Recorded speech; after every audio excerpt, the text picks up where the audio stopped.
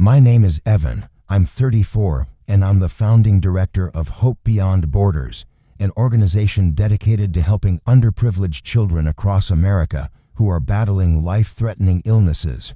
This past year alone, we saved 127 kids, even though we constantly have to take out loans just to keep the lights on and cover astronomical medical bills. I always tell myself, this isn't a job, this is my blood and breath. Today is Thanksgiving, the biggest family gathering of the year at my parents' home in Houston, Texas. The smell of roasted turkey mixed with pumpkin pie, red wine, and smoky barbecue clung to every jacket and every breath. String lights wrapped around the white fence, relatives crowding the backyard, laughing non-stop. I stood quietly by the buffet table, wineglass in hand, watching all the familiar faces. Right as everyone was gathering in a circle to say grace, I got pushed to the side. I forced a polite smile. No one noticed. Part of me was used to being overlooked, but for some reason, tonight, it stung more than ever. Then, Mason, my brother, showed up. Khakis perfectly pressed, a crisp white Ralph Lauren shirt, face polished like he'd just stepped off a Forbes cover. He raised his bourbon glass, smirking. "Hey, Evan, you still playing that pathetic charity game?" he shouted loud enough for everyone to hear. "Man, you know you're just making a fool of yourself, right? You do all that just to get pity, as if you could really save anyone." Laughter exploded around the yard. Some relatives cringed. Others patted Mason on the back, telling him how funny he was. I squeezed my wine glass so tight my fingers turned pale. Blood pooled under my nails from digging into my palm. I wanted to scream that my foundation had saved hundreds of kids, that just last night I was on the phone begging a volunteer surgeon in Chicago to perform an emergency liver transplant for a little girl from Mexico. But I just stood there, lips pressed shut, swallowing that burning lump in my throat, locking eyes with Mason's sneer. I caught a glimpse of Mom by the kitchen, eyes drifting away.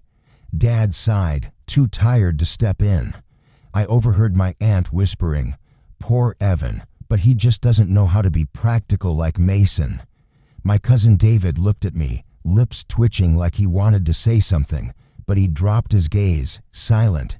I saw it all, memorized it. Behind Mason's polished mask, I glimpsed something flicker in his eyes when I stared him down. It wasn't just arrogance. There was a deep-seated insecurity he fought to hide. The same insecurity that used to gnaw at him when Mom would say, "Evan has such a big heart." Maybe that's why he hates me so much. Mason kept laughing, boasting about his upcoming beachfront villa project, bragging about attending some fancy charity gala in Dallas. Then he threw in one last jab. "That's real charity, high-class stuff. Evan's just out here begging for pity points." I shook my head slowly. In my mind, I saw the tiny faces I'd held, their fragile hands gripping mine after surgery, their tears turning into shaky smiles. How long will this laughter last when the truth finally hits? I wondered. My phone buzzed. I discreetly checked it.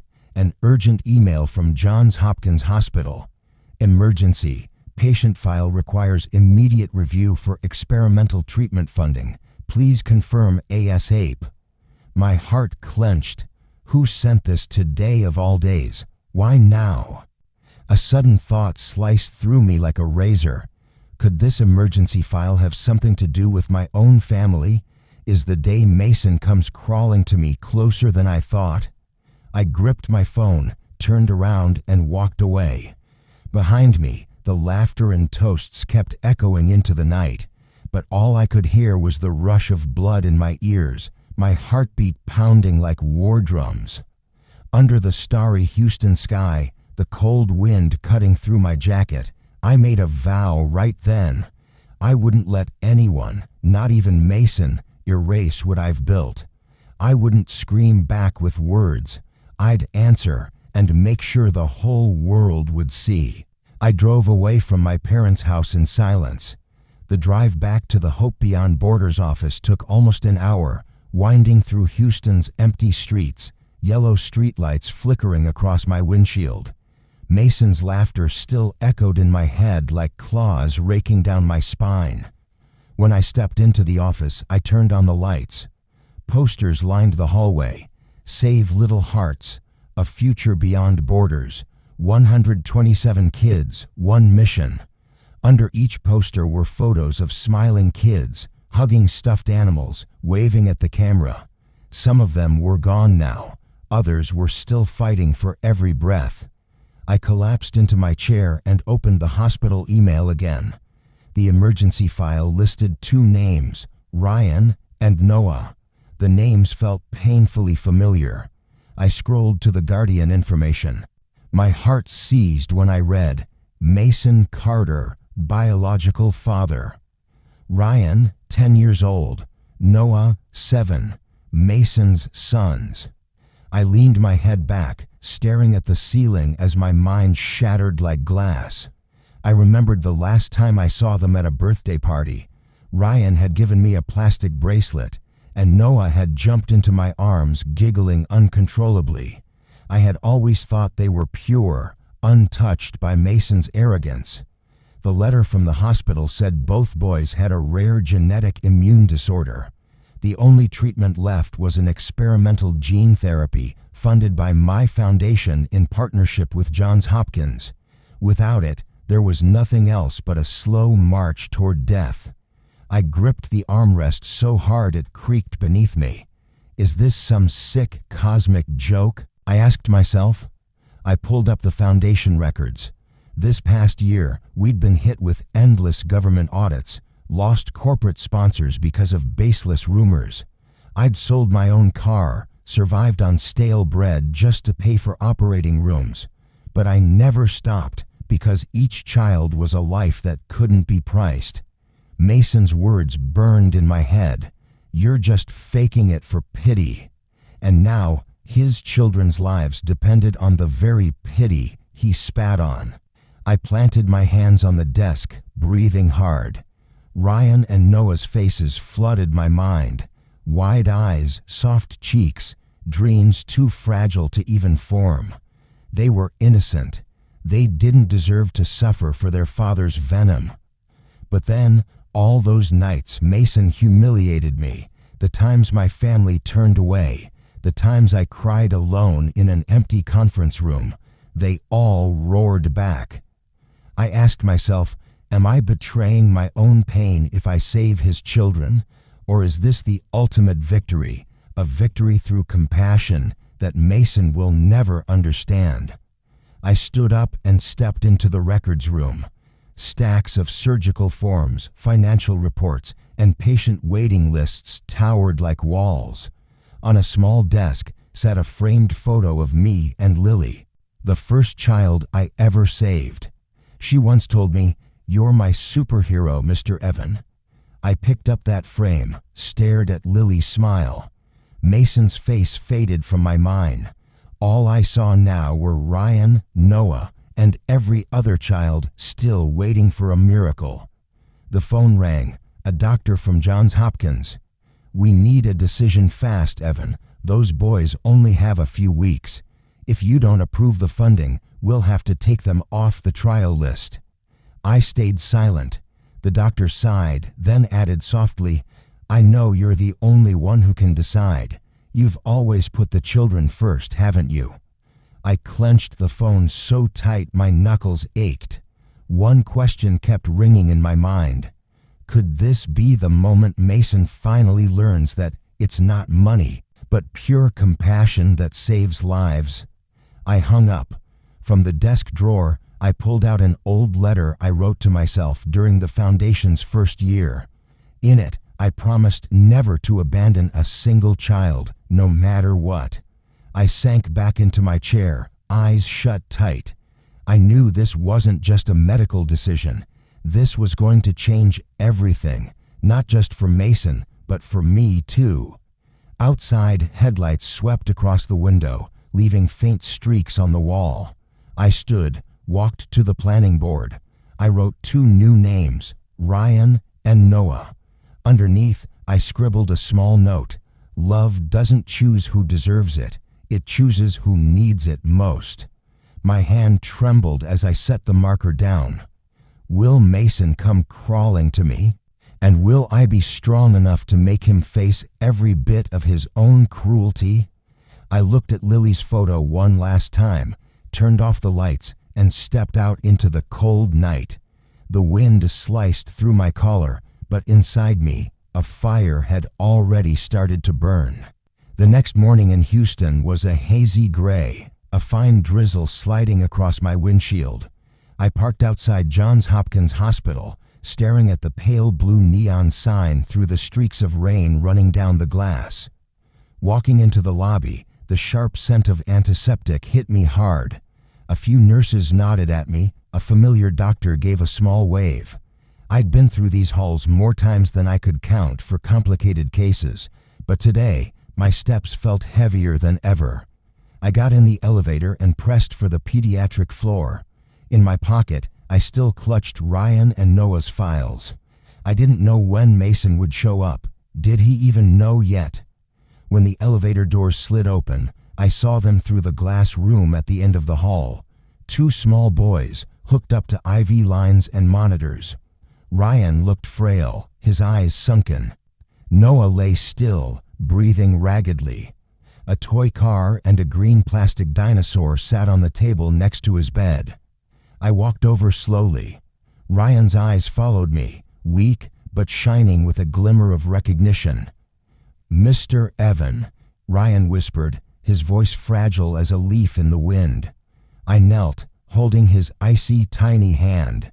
"I'm here, buddy. I won't let you be afraid." Noah made a soft sound, reaching out for me. I sat closer, touched his forehead gently. My heart twisted painfully. Outside the glass, I heard rushed footsteps. Mason. He burst into the room, face pale, hair a mess, shirt wrinkled and half untucked. I had never seen him look so wrecked. Evan, please, save them, please." Mason dropped to his knees, collapsing onto the floor. I had never imagined seeing him like this. Mason, who always strutted around with his head high, bragging to family and friends, now on the ground, gripping my pant leg, sobbing uncontrollably. I know I was wrong. I was so stupid. I hated you. Please." His voice cracked and broke apart. I looked at him, seeing through every arrogant layer he'd ever worn. For a moment, I saw a naked, terrified father, a man terrified of losing his children. "Is it because you're afraid money can't buy this life for them?" I asked, my voice calm but ice cold. Mason sobbed harder, his forehead pressed to the floor. I once tried to invest in a small charity. I failed, lost everything. I hated everyone like you. I couldn't stand seeing you succeed. Please, save them." My hands trembled. Every word sliced open old wounds. Mason's voice kept cracking. "Mom always said, you had a big heart. I was jealous. I couldn't take it. I've hated you since we were kids." I closed my eyes, inhaling sharply. Memories came flooding back. Being called a dreamer, dropping out of my NBA program to start the foundation, Mason calling me the family disgrace. Ryan's tears streamed down his pale cheeks. Noah whimpered faintly. I leaned closer to Ryan, wiping his face. "I'll do everything I can. I promise," I whispered. Mason looked up, eyes bloodshot, clinging to my hand like it was his last anchor. He pressed it to his forehead. "Thank you. Please, I'll do anything." I pulled my hand back and stood. "Anything?" Mason nodded desperately, tears splashing onto the cold tile floor. I stared at him, voice low but sharp as a blade. "Then you will stand in front of everyone, family, friends, the media, and you will confess. You will admit how you mocked my work, how you thrived on humiliating me and feeding off others' pain, and you will publicly apologize." He froze, his lips quivering but no sound coming out. I didn't look away, waiting. "Do you have the guts to do that?" I asked again, my words hitting the room like hammer strikes. The room fell dead silent. Only the beeping heart monitors of Ryan and Noah punctuated the air, each beat a ticking verdict. Finally, Mason dropped his head to the floor, fists clenched. His shoulders shook violently. Then, slowly, he nodded. Once, twice. I glanced at the boys, then back at him. "I'm not saving them because you deserve it. I'm saving them because they're innocent. But you will carry that spotlight on your guilt forever." Mason broke down completely, forehead thudding against the floor. I turned to the doctor waiting by the door and nodded to start the surgical prep. In that moment, I saw Ryan give me a faint smile. It was barely there, but it was enough. Enough to remind me why I chose this path. Outside the hallway window, the drizzle kept falling, soft and steady. I took a deep breath, feeling like boulders were rolling off my chest. But deep down, I knew the real storm was still coming. News of the 2 experimental surgeries funded by Hope Beyond Borders spread like wildfire. Within hours, the doctors at Johns Hopkins had assembled all the necessary equipment, nurses stayed on constant watch, and I found myself buried under a mountain of paperwork, signing approval after approval. I knew this decision would drain nearly all of our emergency budget, but when I looked at Ryan and Noah's pale faces, there was no other choice. One morning, as I was preparing for a board meeting at the hospital, I got a message from a local news outlet. "We've heard your foundation is helping Mason Carter's children. Can we get an interview?" Before I could even type a reply, Mason appeared in the hospital lobby. He was in a dark suit, hair neatly combed, but his face was ghostly pale, eyes hollow from sleepless nights. He pulled me into a quiet corner, his voice trembling. "Evan, please don't let the media find out. I can't take the humiliation. You don't understand. You'll destroy me." I stared at him for a long time. For years, I'd been nothing but Mason's shadow in our family, the lost younger brother with foolish dreams. He was the golden child, the business hero, the shining pride of the entire clan. Now, that hero was shaking, clutching my arm like a terrified child afraid of the dark. "I understand more than you think," I said quietly. "You used to call my work worthless. You laughed at every dollar I raised. Do you remember that?" Mason bit his lip, staring at the floor, shoulders shaking. "I can't protect your lies anymore," I continued, my voice steady and cold. "You will face the truth. You will confess. If you don't, I will." Suddenly, Mason dropped to his knees right there in the lobby, in front of patients and passing nurses. "Please, I'll do anything. I'm begging you. Don't make me go public. I'll lose everything. Evan." It felt like the entire hospital was holding its breath. A young nurse paused, hand over her mouth, eyes wide in horror at Mason's breakdown. "You once told me you'd do anything," I reminded him, leaning closer. "You don't have a choice anymore." Mason sobbed, pounding his fists on the floor. "Okay, I'll do it. Just save my kids, please." I pulled him up, guiding him into a small conference room nearby. "I'm organizing a press conference here at the hospital," I said, locking eyes with him. "You will stand there in front of everyone, family, the press, your friends, your investors. You will tell the entire truth. You will apologize, not for me, but for yourself and for your children." Mason collapsed into a chair, clutching his head. The once confident executive, the arrogant brother, was gone. Now he was just a man unraveling at the seams. "I'll be ready," I said, gripping the folder in my hand. "Whether you show up or not, that's your choice. But if you don't, I'll tell everything myself." I stepped out, my heart both heavy and strangely light. I couldn't tell if this feeling was relief, vengeance, or just emptiness after so many years of swallowing humiliation. That afternoon, I met urgently with the hospital's media team. We drafted a press release and sent invitations to every major local news outlet. A large poster was placed in front of the auditorium.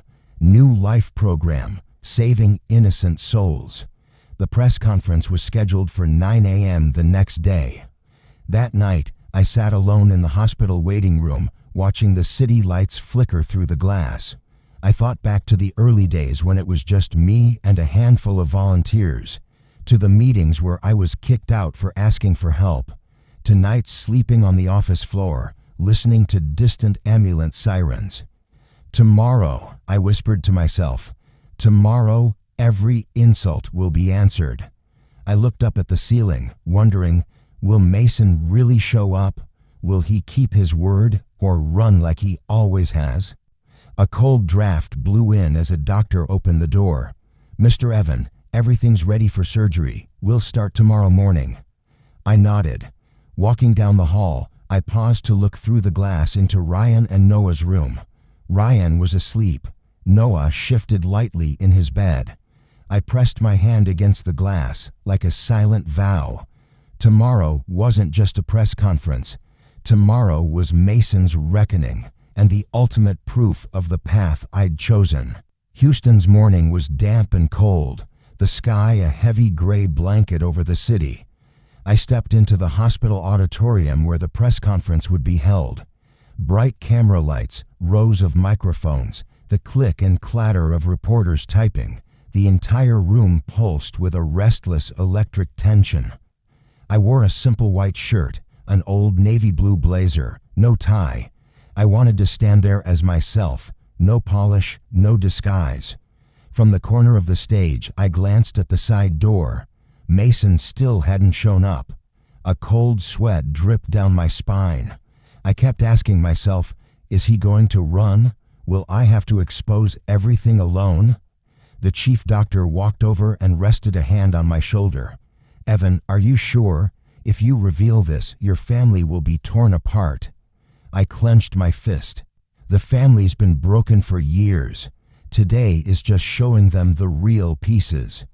The loudspeaker boomed. "The press conference will begin in 5 minutes." I closed my eyes and inhaled deeply.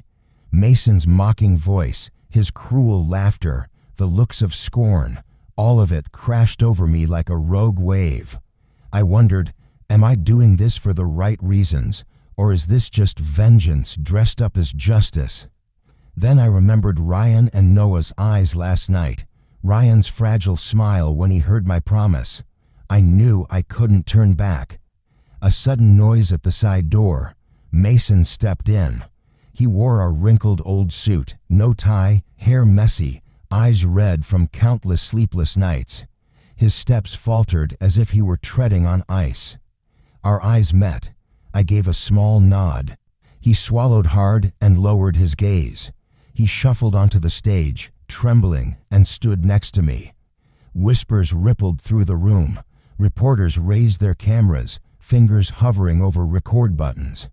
I picked up the mic, my voice low but firm. "Thank you all for being here. Today isn't just about a medical support program. It's about a truth most of you have never seen." I turned to Mason and handed him the mic. His entire hand shook, the mic rattling visibly. His voice cracked, shattering like glass on the floor. "My name is Mason Carter. I humiliated my brother Evan for years. I called his charity work a joke, mocked every donation he ever raised. I was wrong."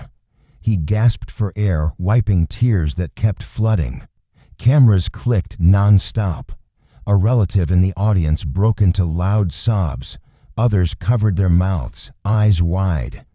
I tried to prove that money and power could buy anything. But now, I had to beg my brother to save my sons. His voice broke entirely, his body shivering so hard it looked like he might collapse. I steadied him with one hand, but kept my eyes locked on the crowd. I wanted them to see the naked, unfiltered Mason. No armor, no facade. "I'm sorry," Mason wailed, his head dropping so low it almost touched the floor, tears splashing on the wood beneath him. "I'm sorry, Evan. I'm sorry to my kids. I'm sorry to everyone. I ruined everything." The air hung heavy like a lead curtain. Scattered sobs rose from the audience. A male reporter stood up, wiping his eyes, and slowly began to clap. The clapping spread, echoing off the walls in waves. I took the mic back, my voice hoarse. "I didn't save Ryan and Noah because Mason deserved it. I saved them because they're innocent. Because I made a promise to myself to never abandon a single child." I turned to Mason and whispered, "Stand up. Do it for your sons, not for me." He slowly rose, his whole frame trembling like a dry branch. I squeezed his hand, not to comfort him, but as a final reminder that he had paid his debt in full. Reporters swarmed forward, shouting questions. "Evan, will you continue to support Mason's family? Mason, are you afraid of losing your career now? How is your family reacting?" I simply said, "I won't answer more today. All the answers you need are in what you saw here." I turned my back, walking off stage.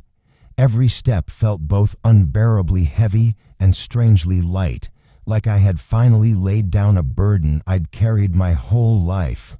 Behind me, Mason collapsed into a chair, burying his head in his hands. Reporters crowded around him, but I didn't look back. In the hallway, the doctor nodded at me. "The surgery will start in an hour. Everything's ready." I nodded back, my eyes burning. Inside, a quiet voice echoed, "Am I really avenging myself the right way, or just breaking a man completely?" But then I thought of Ryan, Noah, and all the children who had ever squeezed my hand on a hospital bed. I knew this was the only path I could live with, not for Mason, but for every innocent soul still waiting. Outside, the gray clouds finally began to crack. Weak rays of sunlight spilled across the hospital roof. I took a deep breath, ready for the moment that lay ahead. An hour after the press conference, I sat in the prep room, staring through the thick glass into the main operating theater. Ryan lay motionless, surrounded by IV lines, ventilator tubes, monitors flashing every second. Noah was in the adjacent room, the lead surgeon double-checking every last mark on his skin, every final detail. I wore a white lab coat, the surgical mask hanging loosely around my neck. My heart pounded like a war drum. I wasn't the one operating, but each breath those boys took felt like it was running straight into my own lungs. I sank into a chair by the window, clutching a cheap plastic bracelet, the one Ryan had made for me at his birthday last year. I remembered Mason glaring at him back then, scoffing, "Don't waste your time on that silly junk." Now, that same silly junk was in my hands, the last fragile thread tying me to him. My phone buzzed, a text from my mother. "Evan, I just saw the press conference. I'm sorry. I never understood you all these years." I stared at the screen, tears spilling down my neck. Every word hit me like a hammer to the chest. Years of being the lost son, the one they never took seriously, now all boiled down to a late, simple apology. I typed back, "I'm okay. I'm here with Ryan and Noah." When I looked up, I saw Mason standing in the hallway. His head leaned against the wall, his eyes sunken and hollow, shoulders caved like a crumbling tower. He wore the same wrinkled suit from yesterday, his tie hanging loose and defeated. I stepped out to face him. He lifted his gaze to me, his voice raw and hoarse. "Thank you." I shook my head. "I don't need your thanks. I need you to keep your promise to yourself. Never let your sons pay for your sins again." Mason lowered his head, tears splashing onto the cold floor. He reached out as if to touch my shoulder, then pulled his hand back. "You know," I continued, "the greatest punishment isn't losing money or reputation. It's living every day looking in the mirror, remembering how small you became in front of your own children." Mason collapsed, burying his face in his hands, sobbing. The operating room door swung open. The lead surgeon stepped out, pulling off his mask. "The first surgery was a success. Ryan is stable. We're moving on to Noah now." I shot to my feet, my whole body weightless. I ran to the glass, watching as Ryan was wheeled into recovery. In that instant, he cracked his eyes open, his lips moving faintly. "Mr. Evan." I pressed my hand to the glass, my heart exploding. All the bitterness, all the humiliation dissolved into a single pure instinct: to protect, to love without conditions. Mason staggered over, staring at his son, his face twisted, a chaotic mix of agony and relief. He turned to me, eyes swollen and red. I'll never forget this. I've lost everything, but at least I still have my sons." I didn't respond. My eyes went past him to Noah, who was being wheeled into surgery. The lead surgeon raised his hand. "We're ready." I glanced back and saw a group of reporters and nurses watching from behind the glass. Some wiped away tears, some just shook their heads in disbelief. A young nurse whispered, "That's the brother who humiliated Evan yesterday. How did he fall so far?" I heard her and closed my eyes, telling myself silently, "This isn't revenge. This is release. For him, for me, for those boys." The second surgery began. I returned to my chair, gripping Ryan's bracelet so tightly it dug into my skin. I remembered the nights sleeping on my office floor, stomach growling, reading rejection emails. I remembered Mason's face yesterday, shattered, unmasked, stripped of all pride. I whispered, almost a prayer, "Please let Noah live. Don't make me watch another innocent soul fade away." The rhythmic beeps from the monitors echoed like hammers against my heart. I held my breath. Outside, the heavy gray clouds finally began to split, revealing shy patches of blue. The first rays of sunlight streamed through the glass, lighting up my hand and the old plastic bracelet. In that moment, I understood. This was why I endured everything. Not to punish Mason, but to protect those fragile, blooming lives. I took a deep breath, wiped my tears, and lifted my head. No matter what happened next, I knew I had chosen right. Noah's surgery lasted almost 8 hours. I sat on the floor outside, back against the wall, hugging Ryan's plastic bracelet so tight it felt like I was holding up the entire world on my shoulders. Mason sat across from me, his eyes vacant, his fingers interlaced so tightly his nails dug deep into his palms. Neither of us spoke. Every so often he'd glance at me, open his mouth as if to say something, then drop his head again. Around 9 p.m., the operating room doors swung open. The lead surgeon stepped out, pulled off his mask, his eyes tired but lit with a glimmer of relief. The surgery was successful. Noah's stable. We'll move him to recovery soon. I collapsed forward, my shoulders shaking uncontrollably. Mason burst into tears, stumbling toward the door, nearly collapsing.